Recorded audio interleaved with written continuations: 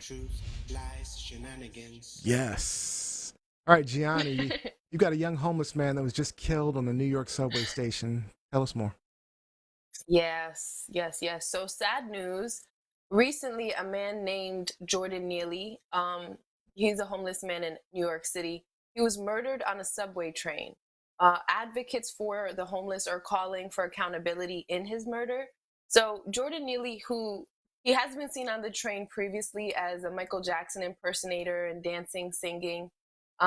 He had came in that one day specifically and had been complaining of hunger and thirst, and he was shouting, and he was just saying that he was fed up and he didn't care if he lived or died, or um, if he went to prison, and that he was ready to die. It was reported that he then took off his jacket and in an aggressive way he threw it to the floor. When one of the passengers, it was a 24-year-old passenger on the train, he put Neely in a headlock and held him in that position for about 15 minutes. It's it's important to some to note that Jordan Neely is a black man and the passenger murderer is white with military training.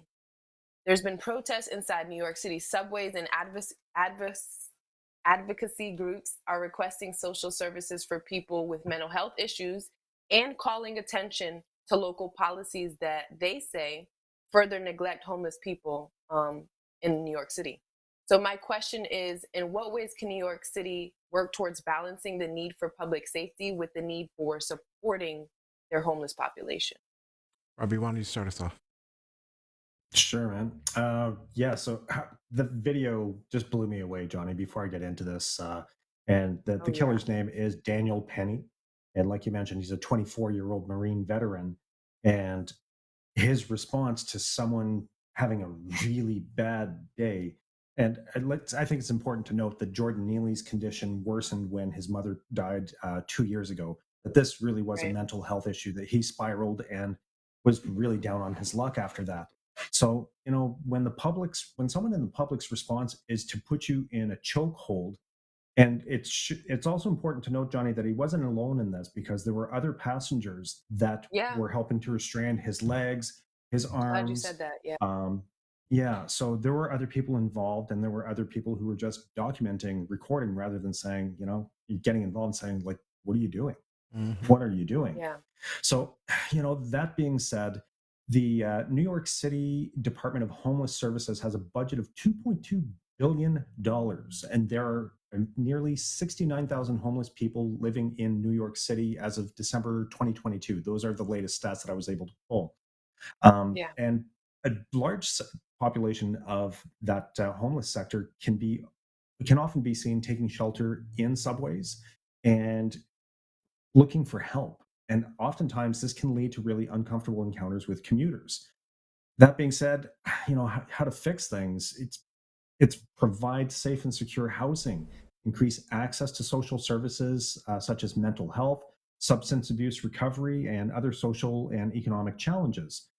Partner with organizations like NPOs that are working with the homeless community already, that have inroads, that can help these people, that can help funnel some of this $2.2 billion. Like, that's an astronomical That's sum of money insane. for That's so 69,000 insane. people, right? And For I get public New York is safety, big, but yeah, and for public safety, I mean, it's allocate. increased police training, more CCTV, but there's already so much of that infrastructure in the subway. So I don't know what could have been Ooh, done in this situation. Um, yeah, I guess you can increase your outreach efforts also to work with the homeless community to Yeah. try to better their lot, just to help them out. Yeah. yeah, So for me, I mean, insane. it's absolutely insane. I mean, he held him in a chokehold for 15 minutes, according to witnesses. Hmm. At what point do you say, okay, he's subdued, we're good, we're gonna let him go? I mean, if you're watching Right. the video, we basically watched a man murdered, very much like when we watched George Floyd being murdered. Yeah, That's this is exactly Literally. what it felt like. Yeah. because Literally. I'm sitting in there watching, like, let him up, let him up. I mean, they're trying to. You can tell the man's dying. I mean, he's not going to He's not sleep. even, He's not in a sleeper hold. This is a yeah. choke hold. Um, so this is straight murder to me. It's not even. Mhm.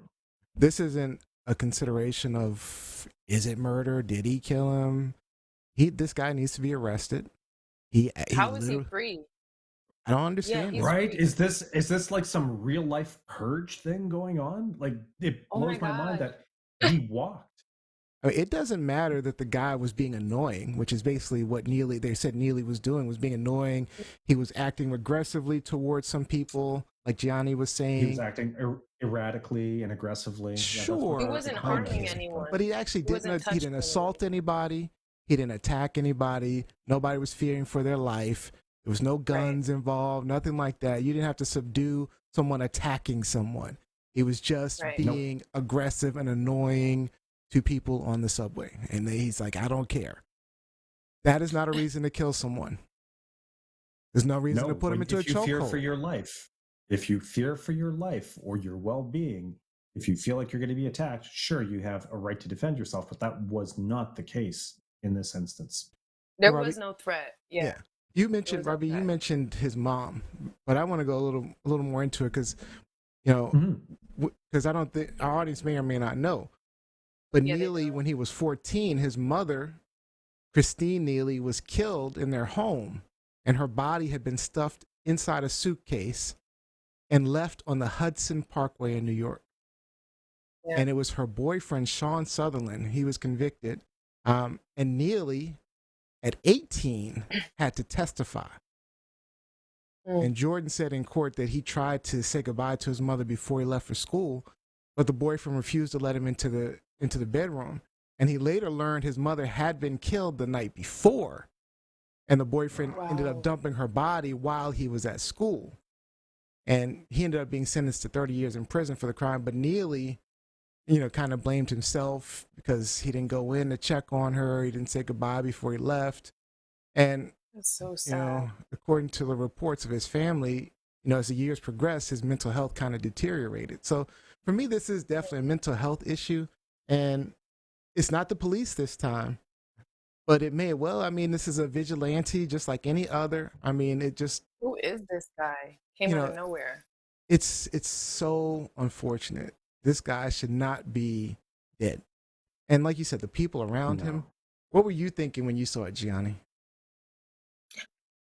Like you said, the George Floyd situation where it just felt helpless. It felt like you wanted to do something, but you knew you couldn't. I mean, it's an emotional roller coaster. It is, but how I feel is like going back to my question a little bit when it comes to what New York City specifically can do. I mean, Rob said it best when it's provide housing from that big ass budget that they have. Like provide housing to these people. They need somewhere to go instead of the subway trains to where they're being exposed to these type of incidences.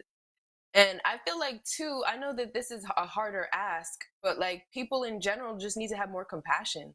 Like you can read the room and see if somebody's mentally ill, or you can have enough awareness and consciousness to be like, this person is not in the right state of mind. They don't have to be mentally ill. It could just be a bad day. But as long as they're not touching me and mine, it's not a problem. It's not a problem. There needs to be more compassion and more understanding in this world. I feel like besides the laws and everything that we're trying to get the government to do, we have to be the examples as well, like as citizens. So, I mean, who are you guys? Yeah. Who is this guy? Yeah. Yeah, that's how Yeah. I I feel. don't know what New York is going to do or if they can do anything or if you can depend on New York to do something. But it comes down to, like we said, part of police reform has to be, I mean, it could be that the citizens are not feeling that they can be protected from people who have mental health issues. And, maybe if we're talking police reform, part of the police reform was an organization in the police force or part of the police force or supporting the police force that dealt specifically with mental health issues and people dealing with mental health, Right. then maybe even the Mental health citizens would task feel force. more Exactly. comfortable, would feel safer, would feel like, hey, I can call instead of 911 711 or whatever the number Right. is, and get Right. someone there to help, and they'll help this guy. Um, it's a challenge though. I mean, it's a challenge, but he should not be dead. This guy needs to be in jail. he has to be in jail. If he doesn't get put in jail, then we've got a bigger problem on our hands. And it just says a lot that there's the advocates standing up for this. I mean, it was a very, like we said, it was a very shocking situation. It was recorded, unfortunately, but it says a lot. Like, it says a lot. People are fed up with the same old ways of things and how society has been treating us. Like, no, this is our country. Absolutely. We have to do what we should. Yeah. Yeah, I like your message, Johnny. We need more compassion. We need to be better. All right, comments online. We've got let's see. We got a comment online from Jose. We've become really shitty ass people. Like Gianni says, we need a lot more compassion, more kindness, more love, more acceptance, patience, and love. Shame on us. She also says, this is so fucking tragic. Is this what we have become? Yeah. Is this the way to deal with homeless people, people with mental health issues? It's a straight up murder, and no ifs, ands, or buts. Murder. And for the guys holding him down, like, yeah, ridiculous. Says Jacqueline Robinson says the mayor refused to even acknowledge that this was a murder.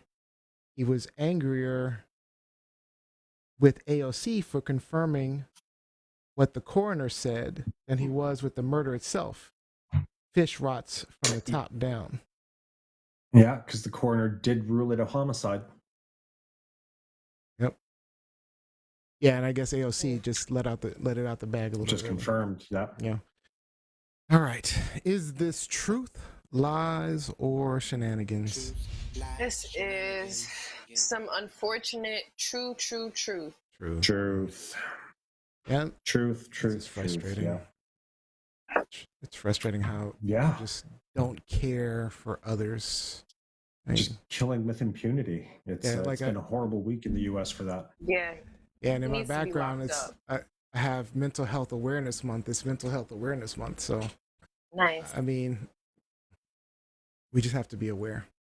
You know, I don't know. Have I told you guys that my older brother, is homeless?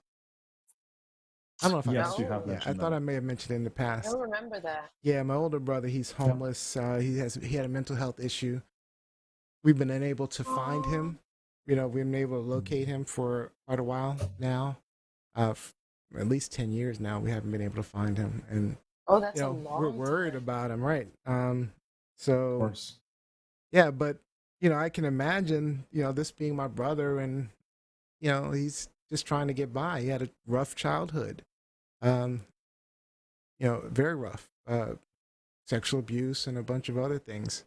And so he dealt with a lot growing up, and now he has some mental health issues. I mean, I wouldn't want this to happen to him, so it's kind of, personal to me.